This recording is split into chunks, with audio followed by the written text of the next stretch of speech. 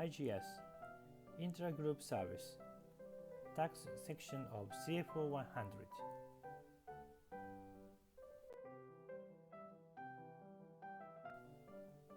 In this lecture, you can learn the concept of intra-group service, IGS, and the point which you need to take care of. If your company group consists of not only one entity but also several different entities, you have headquarters and its subsidiaries, and sometimes affiliated company as well in your group. Those group companies are doing their business activities. However, those companies are not always able to conduct their business only by themselves. For example, when you establish a new factory, the operation is just at the beginning. There is not enough know-how to do their business and operation. In such a case, headquarters persons sometimes go to the factory and teach them how to do it. The other example is business management support. A new group company doesn't have a strong corporate division team. Headquarters person conducts some parts of its group company's tasks using their resources.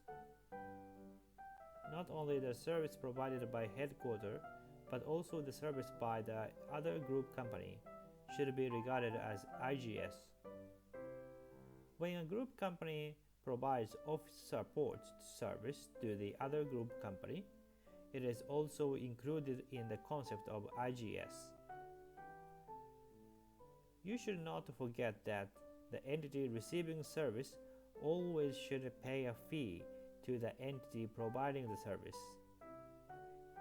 It is true that all those companies are your group company, so if those two companies are 100% owned by headquarters, the service fee is just going from one pocket to another. But from a tax perspective, each entity is a different taxable entity. It should receive the appropriate amount of fee and calculate taxable income. However, you sometimes forget to arrange the contract receiving service from a group company because we assume that this is a function of headquarters and the company providing the support.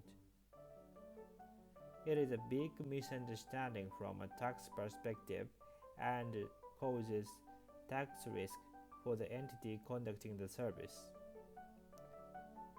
This is why you need to understand IGS and the way to design internal rules for this type of activity. This topic is so common that tax inspectors easily and always find the points to do correction.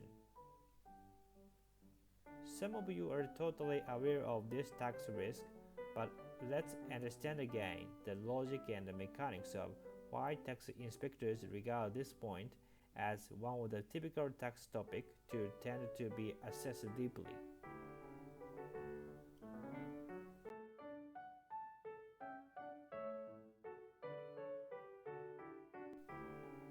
Let's see a case to understand the risk of the transaction among group companies. The tax inspector of the headquarters points out that headquarters should recognize more revenue because the transaction should be done at an arm's length price. If those two entities are not in the same group, the service provider receives a fee from the service receiver at an appropriate amount of fee. You should not ignore this relationship even among group companies. There are usually domestic tax laws and practice regarding this type of group transaction as a conducting service, and it doesn't accept the unpaid situation. Consequently, the tax inspector says that headquarters should recognize more taxable income and the tax inspector charges additional CIT. On the other hand, the subsidiary didn't recognize the cost in that tax year, because there is no service contract at the time. It is difficult for the entity to justify the taxable cost in that fiscal year. As such, the only revenue side is picked up by group basis, and additional tax costs happen. This is an unnecessary cost because if those two entities originally recognize both the revenue and cost, it is cancelled out. There is no additional CIT. Moreover, there are two dangerous scenarios. The first one is that your group has many subsidiaries, and the tax inspector points out not only a relationship between a subsidiary and headquarters, but also all of them. In such a case, the total fee may become a tremendous size, and your additional taxable income becomes huge. In the other case, tax inspector can go back around 4 to 6 years to conduct the inspection in many countries, so the impact is broad to the other fiscal years. One shot of service is small, but the accumulated amount may be too large to accept. To avoid the worst-case scenario, CFO looks at the group current arrangement and the situation, then takes the necessary actions.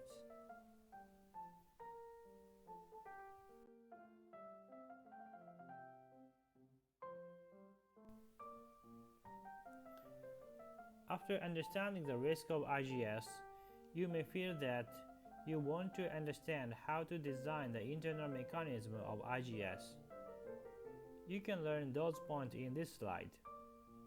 As the first action, CFO gives instruction to check and understand the fact that who and how the amount of workload is consumed for intergroup service. The fact depends on each division and affiliated company. Some divisions are consuming more than 40% of time used to support their affiliated companies. Others are less than 5% or nothing. It also depends on employees. Working level of people may be using much time for such kind of service, and the senior persons are not using much. As much as possible, you need to check the real situation first by getting information from each division. The next step is a much more technical one. You start designing your group policy for IGS. It includes how to calculate the IGS fee and the contents of the service contract. You will use the accumulated data in the previous process. To arrange an appropriate fee for IGS, you need to have a reasonable explanation to the tax inspector to explain how you design the fee. Otherwise, greedy tax inspector try to gather much larger amount of fees and taxable income. As you look at the table on the right side, you define the cost level of each member and make the fee basis. The salary for each person is different, so the fee level is also different for each rank. Not only the business division fee, but you should also pay attention to corporate division. The corporate division in headquarters is usually out of IGS, but theoretically speaking, affiliates companies sometimes use the function of corporate division indirectly. So some of the portions are consumed as IGS. Considering the type of company, you can define corporate IGS as well. The CFO should collaborate with the legal division and the tax advisor to design the IGS contract. It is not good that each business unit makes a different formality of the IGS contract. It causes issues in doing business. To mitigate such risk, the contract should be designed at the same formality and the advisor of the legal division and tax advisor. Of course, business division can modify the formality to be aligned with the service they really provide, but they should be careful of putting additional expression other than the formality. Once you establish the group policy and the system of IGS, you initiate a discussion with affiliates.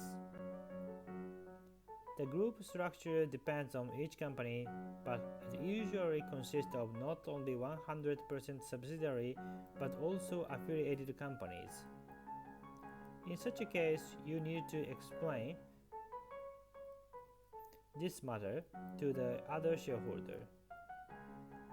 Because the IGS fee is an extra cost for the company, if those shareholders have the same concern and agree with the concept, the arrangement is easy.